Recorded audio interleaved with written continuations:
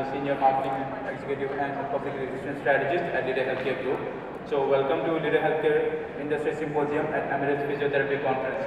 Our next session is going to be about the gait rehabilitation with our exclusive partner, DP Medical. So I would like to kindly invite Yael, Agur Orgal, Business Development Manager at DP Medical. Can we have a quick round of applause?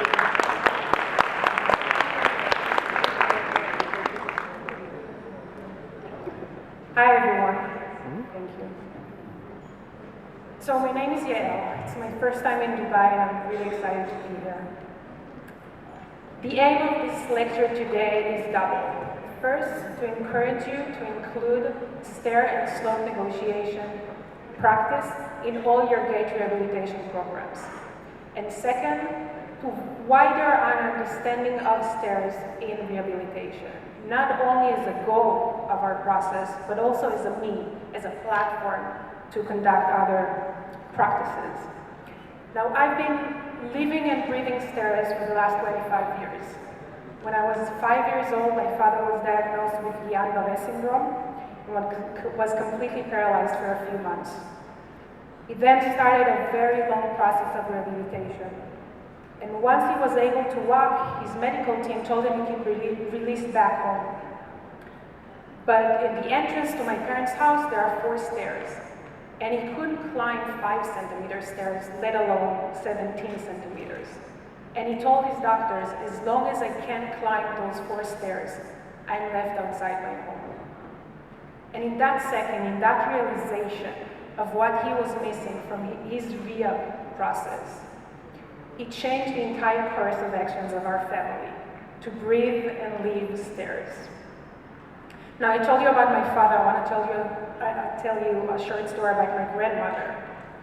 About a month ago, we celebrated the New Year in my tradition, and she wanted to make her special dish for the celebration. So she needed to go to the feast store. Now, a few months before, her car broke, and she decided not to get a new car. She's 86 years old. Her vision is not that well, so she decided just to be by herself. But instead of taking a taxi, like I would suggest, she decided to take the bus. She knew that from the bus stop, she had about 100 meters to walk, and then to cross the street, and that's it, she's in the store. And so she did. She got off the bus, she walked 100 meters, and then she realized there are no crosswalks. But she turned left, she looked right, she saw the road was pretty light, so she decided to cross anyway.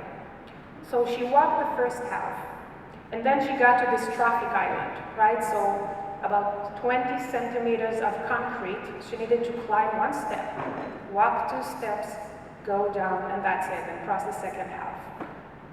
But there was no handrails, because nobody's supposed to be there. And she doesn't use a cane because she thinks canes are for old people. So she stood there, stuck. Now, my grandmother went through a lot in her life. She survived a lot, she dealt with a lot. But in that second, she was defeated by 1 step of 20 centimeters. The story ends well because a woman from across the street saw her, understood the situation, and shouted, "Wait, man, I'm going to come and help you." And so she did. But as my grandmother is telling me this story on our way to the family celebration, I was heartbreaking because this is what we do.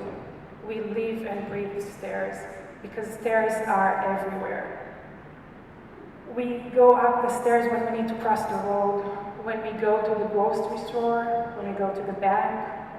Even within our homes, many times we have stairs. It's a daily function that healthy people, healthy individuals don't even mind in their daily activities.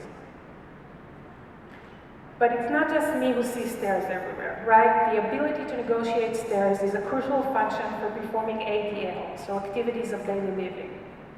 One example can be found with the American Fin Test, which assesses patient level of independence by testing functionality on ADL.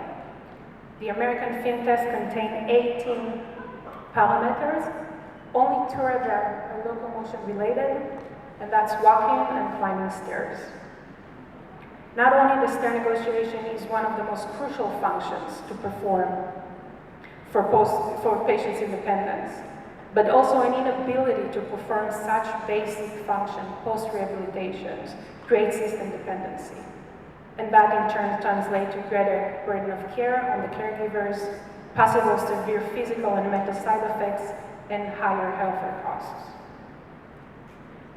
So climbing stairs is mandatory in almost every rehabilitation program, but it's not an easy task to perform. In fact, post-stroke patient rate negotiating stairs is one of the most difficult tasks to accomplish post-rehabilitation. And it's easier to understand why when we consider that stair and slope locomotion involve almost every joint and muscle in the lower limbs, either to create the movement or to maintain movement control and balance.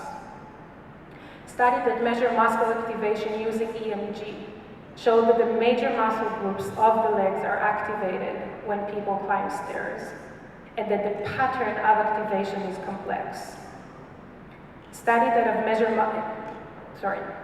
climbing stairs have been reported to require more dynamic efforts than walking on flat surfaces because each step starts from the toes and the sole rather than the heel.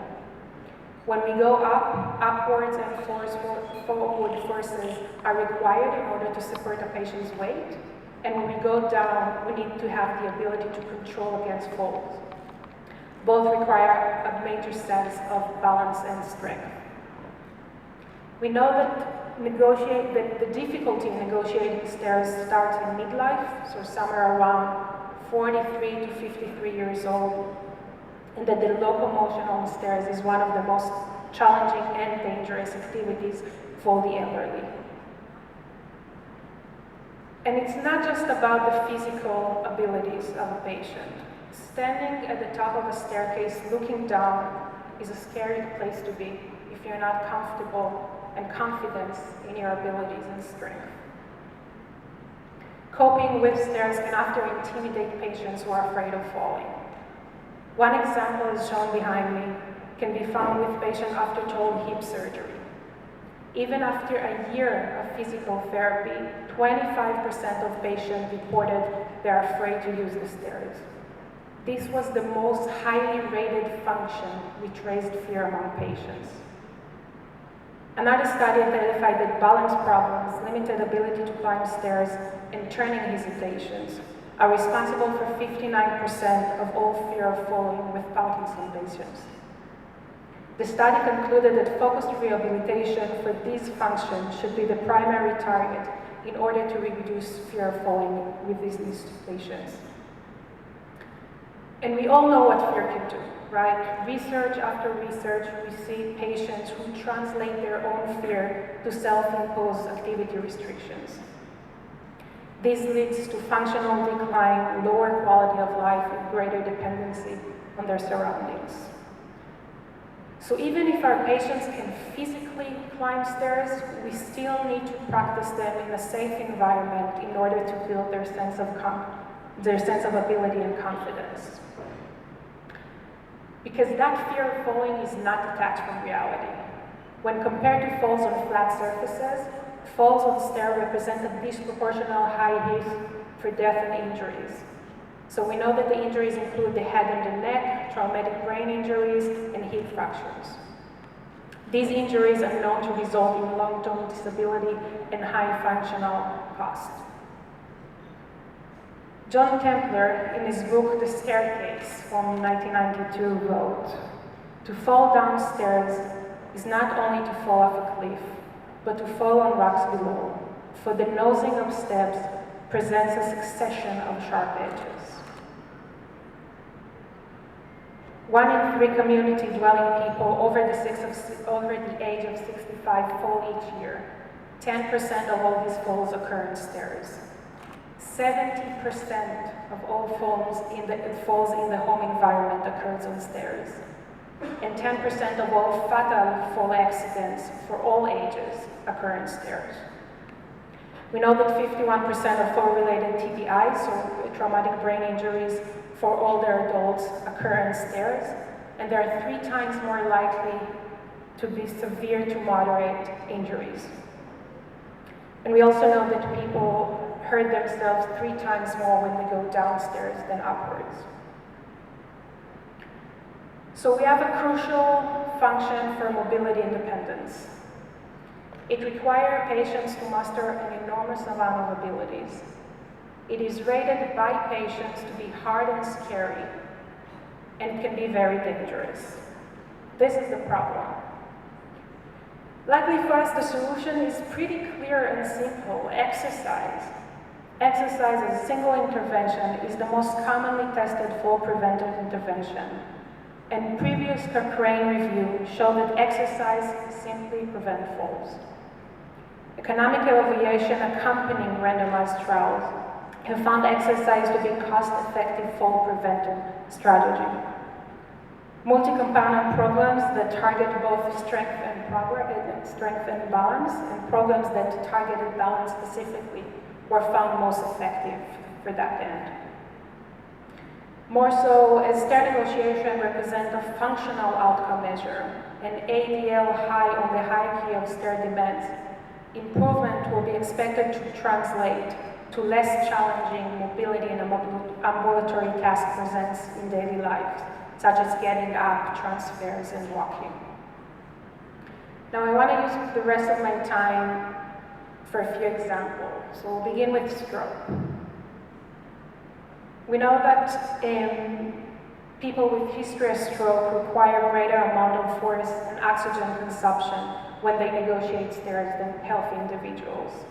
Typically, they will go up and down slower, with diminished lower limb extensor and hip abductor moments on the more effective side. A research from 2016 suggests that stair negotiation could be improved with intervention that improve muscle strength, aerobatic capacity, and lower limb coordination during stair negotiation. In this exercise, the patient practices strength, motion control, and balance. But the main focus here is his lower limb coordination and foot positioning. The range of foot positioning a patient has when walking on flat surfaces, the range of mistakes he can do when walking on flat surfaces is simply gone when we negotiate stairs. Hence, practicing foot positioning is crucial for this patient's safety and future mobility.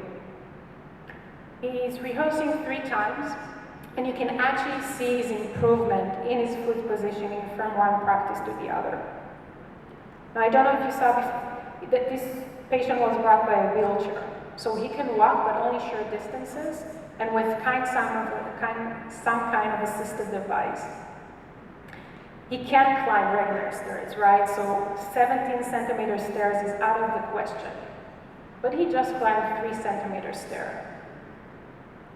We worked on his foot positioning in a way that cannot be compared to walking on flat surfaces at a very early age in his recovery. We worked on his balance, strength, and we started building his confidence on stairs. As long as the patient feels comfortable, safe, capable on those stairs, we can raise the height of the stairs and the challenge of the entire exercise. By doing so, we practice his abilities to negotiate stairs at the same time we're rehabilitating his walking abilities, and not after it. Another example is with kids. So we know that a big part of rehabilitation is to mimic daily challenges in the rehab room and have patients practice them in a safe environment. We also know that rehabilitation for kids must be a game, or present in a gameful way at least. So in this video, we can see different kinds of exercises that our patients will encounter in the daily life, either to hold an object while going up and down stairs, activate the core and deny the assistance of their hands, walking up and down on unstable surfaces, so movement planning, hand assistance.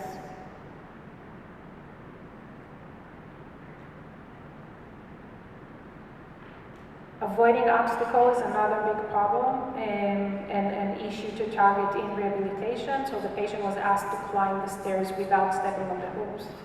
You can see now that she goes down, she keeps choosing her right leg over her left leg, and the entire movement in disarray. So she's trying a few times until actually the physiotherapist told her to choose the right leg. Basic movement planning.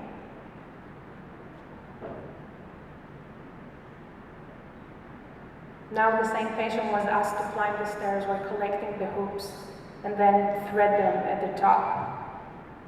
This practice required her to multitask while performing a difficult task.